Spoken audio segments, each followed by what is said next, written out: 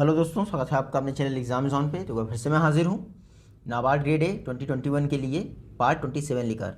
आप सभी को पता है हम लोग नाबार्ड ग्रेड ए 2021 के लिए ईएसआई और एआरडी को पूरी तरह से कवर कर रहे हैं। अभी तक 26 पार्ट्स का हम लोग डिस्कशन कर चुके हैं। यह हमारा 27वां पार्ट है।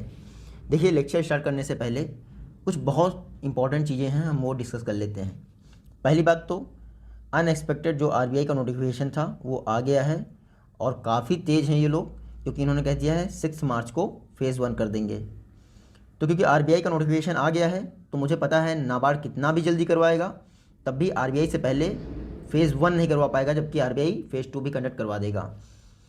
तो हमारा मेन फोकस होना चाहिए ईएसआई सेक्शन पर, इकोनॉमिक एंड सोशल इशूज़।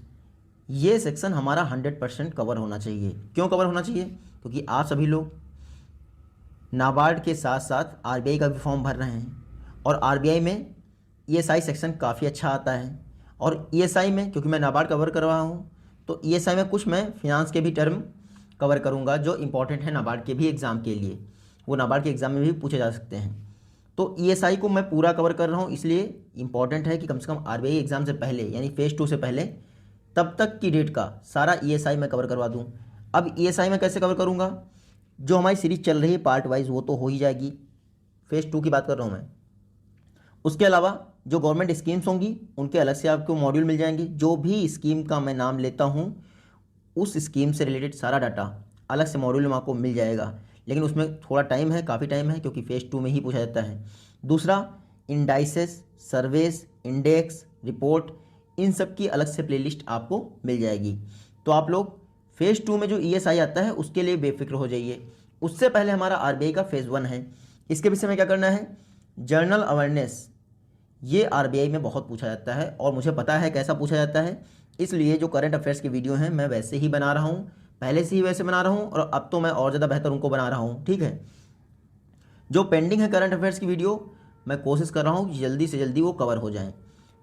अभी मैं आपको यही सजेस्ट करता हूँ कि जो भी करंट अफेयर्स की वीडियो 4 दिसंबर से कंटिन्यू पड़ी हैं, लगभग जो भी जनवरी का मिस है वो तब तक कंप्लीट हो जाएगा जब तक आप 4 दिसंबर से कंप्लीट करेंगे। जो 4 दिसंबर से आप स्टार्ट करेंगे और जब तक दिसंबर कंप्लीट करेंगे तब तक जनवरी के जो मिसिंग वीडियोज़ हैं वो कवर हो जाएंगे। वरना अगर आप नए हैं और नाबार्ड के लिए ही प्रिपरेशन कर रहे हैं तो आप 1 फरवरी से स्टार्ट कर दीजिए करंट अफेयर्स की वीडियो देखना और कंटिन्यू देखते जाइए अलॉन्ग विद ईएसआई मॉड्यूल्स, यानी जो हम लोग ये सीरीज़ कर रहे हैं साथ ही साथ जनरल अवेयरनेस कर रहे हैं। इन दोनों को आप ढंग से देखते जाइए, कोई दिक्कत नहीं है। तो करंट अफेयर्स हमें कवर करना है जल्दी से जल्दी। मेरी कोशिश है 10 जनवरी तक, लेकिन मुझे पता है क्योंकि मैं अकेला ही बंदा हूँ और मैं करंट अफेयर्स और नाबार्ड की वीडियो को किसी के साथ शेयर नहीं कर सकता, क्योंकि मैं कंटेंट से कंप्रोमाइज़ नहीं करना चाहता। कंटेंट मिस हो जाएगा तो फिर थोड़ा सा दिक्कत हो जाएगी। इसलिए अगर 1-2 दिन का डिले भी होगा तो कोई दिक्कत नहीं, लेकिन करंट अफेयर्स वैसे ही कवर होने चाहिए जैसे मैं चाहता हूँ। साथ ही साथ नाबार्ड का ईएसआई मॉड्यूल ये हमें पहले कवर करना है। बात आई एआरडी सेक्शन की, एग्रीकल्चर एंड रूरल डेवलपमेंट। अब मुश्किल से इसमें 15 से 16 वीडियो बचे हैं, या चलो 15 से 20 भी मैं कह दूँ।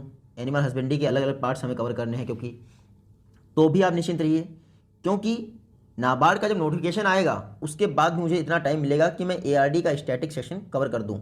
लेकिन ईएसआई बहुत है, और क्योंकि ईएसआई के साथ करंट में जो एआरडी का करंट अफेयर्स आ रहा है उसको भी हम कवर करते चल रहे हैं, तो एआरडी का बर्डन नहीं होगा और साथ ही साथ ईएसआई हमारा पूरा कवर हो जाएगा। तो ये 2 चीज़ें थी जो आरबीआई एग्ज़ाम को ध्यान में रखते हुए हमें करनी है।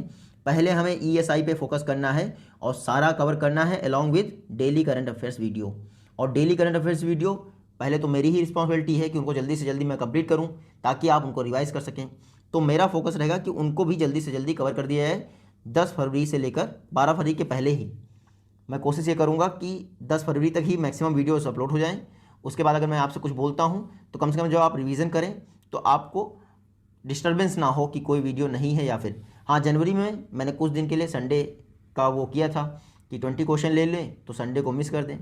तो मैंने देखा 20 क्वेश्चन से वीडियो की लेंथ लंबी हो जा रही है, तो वापस मैंने 18-17 क्वेश्चन कर दिए ताकि वीडियो की लेंथ कम रहे, भले ही संडे को लेना पड़े। तो जनवरी में वीडियोस अपलोड करने के बाद 1-2 या 3 मिस रहेंगी, वो संडे की ही होंगी। उनसे आप टेंशन मत लीजिएगा कि जनवरी में भी 3 मिस हैं, वो सिर्फ संडे की हैं और वो प्लान्ड वीडियोस हैं, यानी कि वो जानबूझ के मिस की गई हैं, वो मिस नहीं है। हालांकि दिसंबर तक जो भी मिस हैं या फिर नवंबर तक वो सारी मिस हैं, वो मेरी दिक्कत थी, मेरा एग्ज़ाम था, इस वजह से वो मिस हो गई। तो वो सारी वीडियोस मैं कंप्लीट कर दूंगा। अब तीसरा दिमाग में आपका आ रहा होगा कि इकोनॉमिक सर्वे और बजट। देखिए 2 दिन ही हुए हैं इकोनॉमिक सर्वे और बजट को आए हुए, निश्चिंत रहिए। टोटल इसकी 6 to 7 वीडियोस आनी हैं, इकोनॉमिक सर्वे एंड आपके बजट की, क्योंकि कम से कम 20 से लेकर 30 मिनट की एक वीडियो होगी और 1 या 2 वीडियो में आपका कवर नहीं हो पाएगा, क्योंकि आरबीआई का और नाबार्ड का दोनों का पैटर्न हो गया है कॉम्प्रिहेंसिव। तो हमें बजट, इसके रिलेटेड टर्म्स, साथ ही साथ इकोनॉमिक सर्वे बहुत डिटेल्ड वे में कवर करना होगा। तो हमें पूरा कवर करना चाहिए, इसीलिए जल्दबाजी नहीं करेंगे। इसी वीक में या फिर नेक्स्ट वीक तक बजट एंड इकोनॉमिक सर्वे की सारी वीडियोस आप सभी को अवेलेबल हो जाएंगी। ये सारा कुछ आपको देखिए पेड ग्रुप में प्रोवाइड कर दिया जाएगा, पेड ग्रुप में लिंक के द्वारा प्रोवाइड कर दिया जाएगा, जितना एक्सेप्ट करंट अफेयर्स वीडियो, यानी करंट अफेयर्स हमारी पब्लिकली अवेलेबल रहेंगी। बाकी जो कुछ भी मैंने बोला है वो सारा आपको पेड ग्रुप में ही मिलेगा, आप निश्चिंत रहिए। तो हमारा ESI for RBI and NABARD, पहले हमारी प्रायोरिटी ये है। दूसरी प्रायोरिटी है करंट अफेयर्स जल्दी से जल्दी कंप्लीट हो जाए, और तीसरी बजट एंड इकोनॉमिक सर्वे। निश्चिंत रहिए, आज से मैं बिल्कुल फ्री हूँ, ठीक है, इसके अलावा कुछ काम ही नहीं अपने पास। तो अब जल्दी से जल्दी इसको कवर करना है। फिर भी मैं 4 से ऊपर वीडियो नहीं डाल पाऊँगा, क्योंकि मुझे मेरी कैपेसिटी पता है, इससे ऊपर नहीं हो पाएगा, ठीक है। लेकिन आप निश्चिंत रहिए, जल्दी से जल्दी मैं कोशिश करूँगा सारा कुछ कवर करने की। आज का पहला क्वेश्चन देखते हैं। प्रधानमंत्री किसान सम्मान निधि, ये स्कीम किस वर्ष लॉन्च की थी?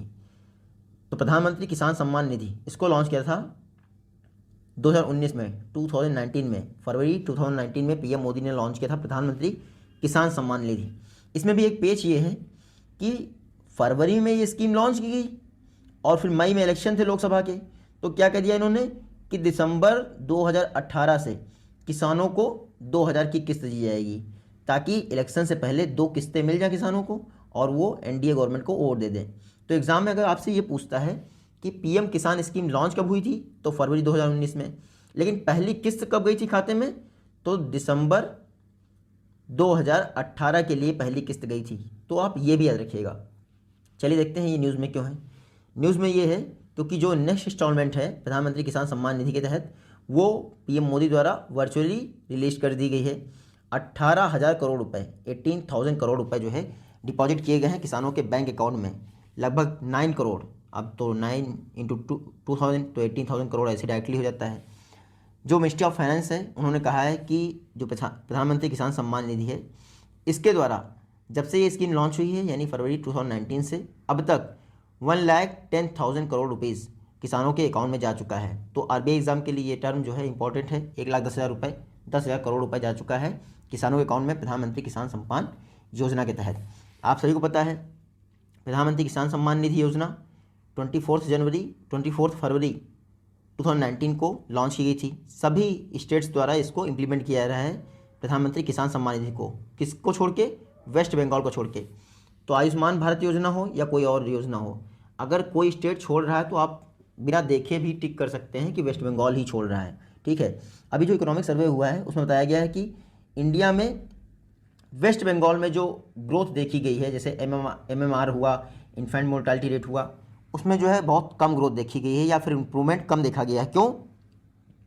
क्योंकि वेस्ट बंगाल तो कोई योजना लागू ही नहीं कर रहा है, चाहे प्रधानमंत्री जन आरोग्य योजना हो या कोई और योजना हो। तो वेस्ट बंगाल काफ़ी पिछड़ा हुआ है इन सब चीज़ों में।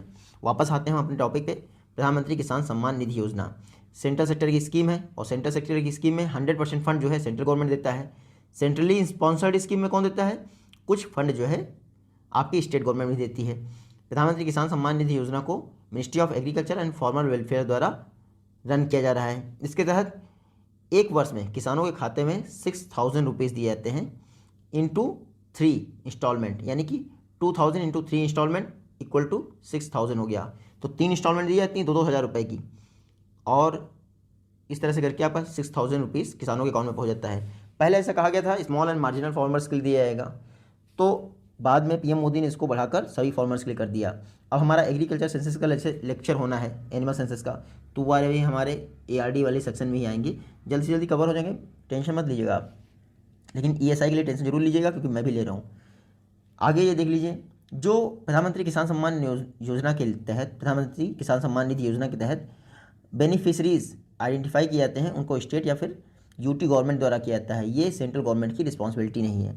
जब किसान सम्मान निधि जो योजना है आपकी, उसकी 24 फरवरी 2020 को फर्स्ट एनिवर्सरी हुई थी, तो एक पीएम किसान मोबाइल ऐप जो है डेवलप और लॉन्च किया गया था, किसके द्वारा? नेशनल इन्फॉर्मेटिक्स सेंटर के द्वारा। किसके कोलैबोरेशन से? Ministry of electronics and information technology के कोलैबोरेशन से। अब आपको निबंध भी लिखना है, उसके अलावा आपको कॉम्प्रिहेंसिव वे में आरबीआई में आंसर भी देने हैं। तो पीएम किसान निधि, इसका एम क्या है ये आप देख लीजिए। Reduce the input cost of farmer, यानी फार्मर्स की जो इनपुट कॉस्ट लगती है उसको कम करना। Ensure the fair price for the crop, यानी फार्मर्स को जो क्रॉप के बदले प्राइस ढंग से नहीं मिलता है वो भी इंश्योर करना। ओपन न्यू मार्केट्स, जैसे आपका ई नैम हो गया, प्रधानमंत्री किसान सम्मान निधि का ये भी टारगेट है। कहीं आप ऑप्शन में देख लें तो कहते हैं नया मार्केट खोलने से क्या मतलब है, ये नहीं होगा, तो ये भी होगा, आप याद रखिएगा। उसके अलावा जो स्मॉल एंड मार्जिनल फार्मर्स हैं उनको अलग से फिनेंशियल एड्स प्रोवाइड करने का एक सप्लीमेंट प्रोवाइड करना। तो स्मॉल एंड मार्जिनल फार्मर्स हैं उनके पास फिनांस की दिक्कत होती है, प्रधानमंत्री किसान सम्मान निधि अपने आप में ही अच्छी है। नेक्स्ट क्वेश्चन है, कंप्लीट वीडियो देखने के लिए आप नाबार्ड 2021 कोर्स इसमें एनरोलमेंट कर सकते हैं, जिसके लिए आपको इस मेल आईडी पर एक ईमेल सेंड करना होगा, examizon1.0@gmail.com। ये है मेल आईडी, आप इस पर मेल कर सकते हैं, जिसके बाद आप नाबार्ड 2021 कोर्स में एनरोलमेंट कर सकते हैं। जल्दी मिलते हैं आप सभी नेक्स्ट वीडियो में, तब तक के लिए take care, good bye and जय हिंद।